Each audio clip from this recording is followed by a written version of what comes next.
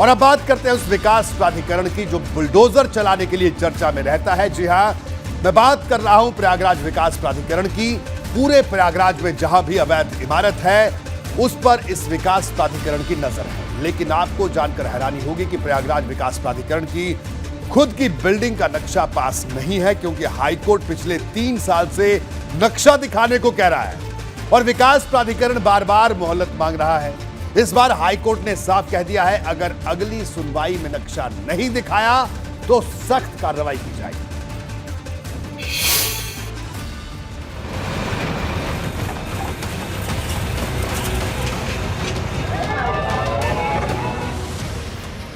प्रयागराज विकास प्राधिकरण ने न जाने कितने लोगों के घरों और दुकानों को अवैध बताकर उन पर बुलडोजर चला दिया।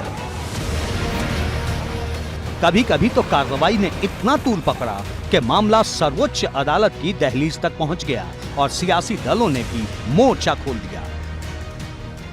इसमें एक मामला उस कार्रवाई का भी रहा जो जावेद पंप के मकान पर हुई, जिसका जिक्र सड़क से लेकर संसद तक हुआ।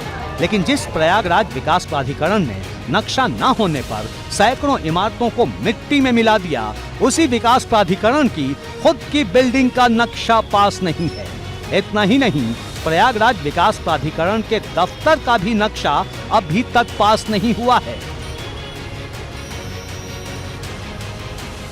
योगी राज में उत्तर प्रदेश में अवैध निर्माणों के खिलाफ सबसे ज्यादा कार्रवाई संगम नगरी प्रयागराज में हुई है। प्रयागराज में विकास प्राधिकरण ने 1-2 नहीं बल्कि 100 से ज्यादा बड़े अवैध निर्माणों को बुलडोजरों के जरिए जमींदोज किया।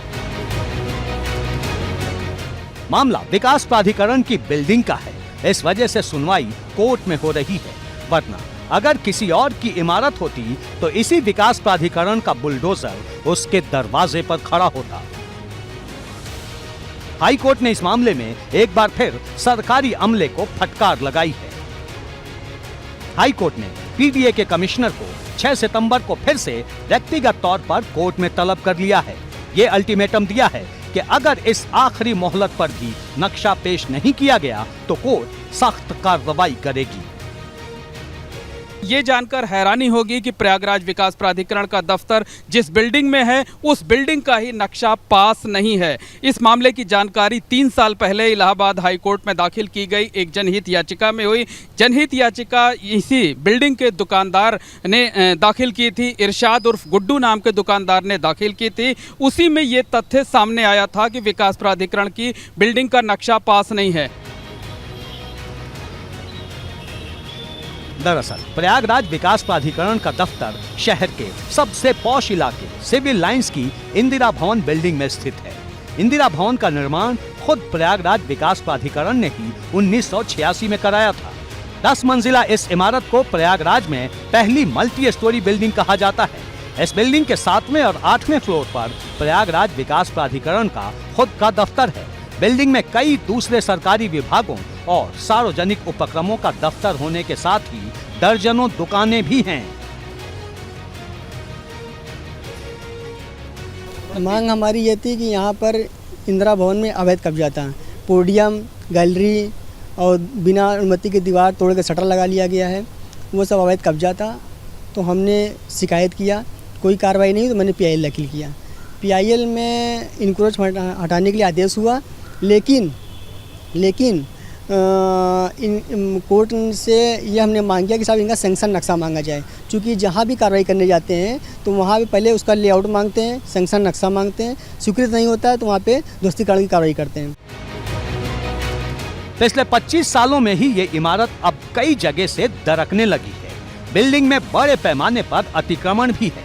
तमाम लोगों ने अवैध तरीके से दुकानें लगा रखी हैं। बिल्डिंग में पार्किंग की भी कोई उचित व्यवस्था नहीं है। रास्ते पर सैकड़ों की संख्या में वाहन बेतरतीब तरीके से खड़े रहते हैं। थोड़ी सी बारिश में ही गेट के पास के रास्तों पर जल भराव हो जाता है। यानी कदम कदम पर बद इंतजामी। और यही प्राधिकरण छोटी सी कमी पर दूसरे के दरवाजे पर बुलडोजर लेकर पहुंच जाता है।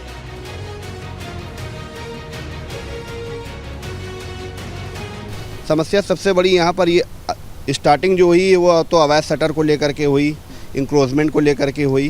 लेकिन सबसे बड़ा मुद्दा यहाँ पर है कि अभी भी ये बिल्डिंग की जर्जर स्थिति है। आज बारिश का दिन है। आज इलाहाबाद में पहले दिन काफ़ी तेज़ बारिश हुई, लेकिन नीचे जाके देखिए कि पानी पूरा का पूरा निकासी बेसमेंट में पानी इकट्ठा हो रहा है।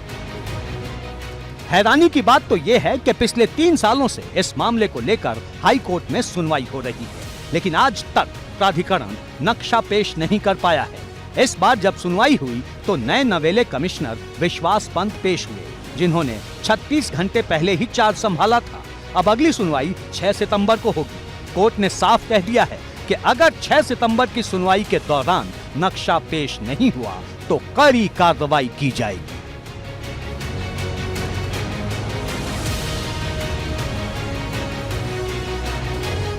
तो कोर्ट ने आखिरी मोहलत दी है, 6 सितंबर की डेट इसमें लगाई है और कहा है कि अगर 6 सितंबर को होने वाली सुनवाई में नक्शा पास नहीं किया गया, नक्शा पेश नहीं किया गया, तो इस मामले में कड़ी कार्रवाई की जाएगी और जो भी इसके दोषी लोग हैं उनके खिलाफ भी कड़ी कार्रवाई की जाएगी। कैमरामैन रोहित श्रीवास्तव के साथ मोहम्मद मोइन, एबीपी गंगा, प्रयागराज।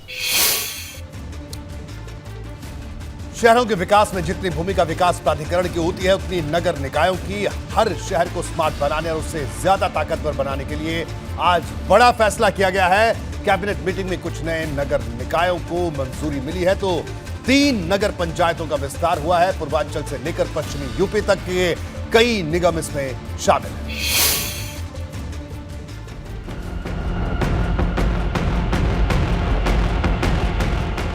वाराणसी नगर निगम का दायरा बढ़ने वाला है।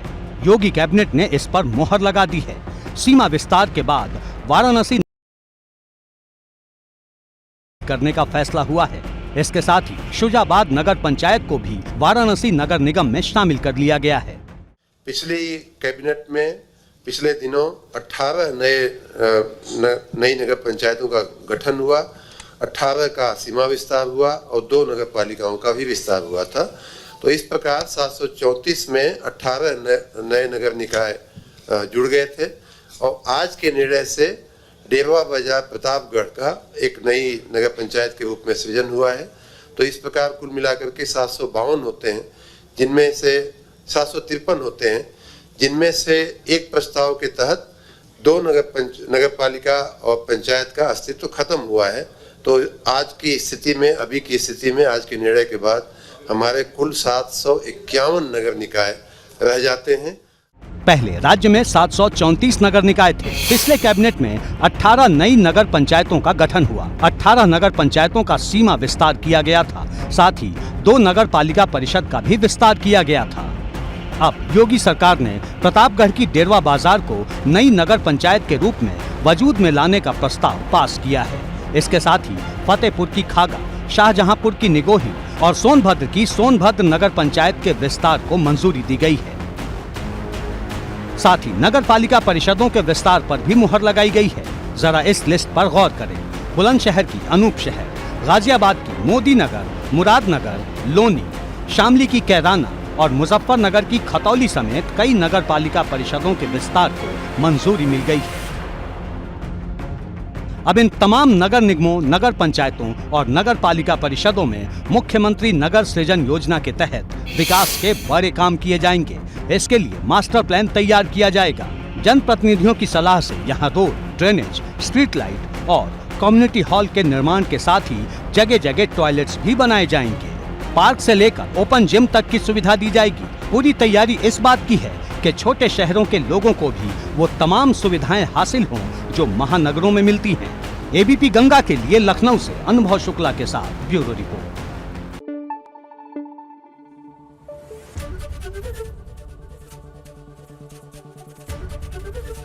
एबीपी गंगा, खबर आपकी, जुबान आपकी।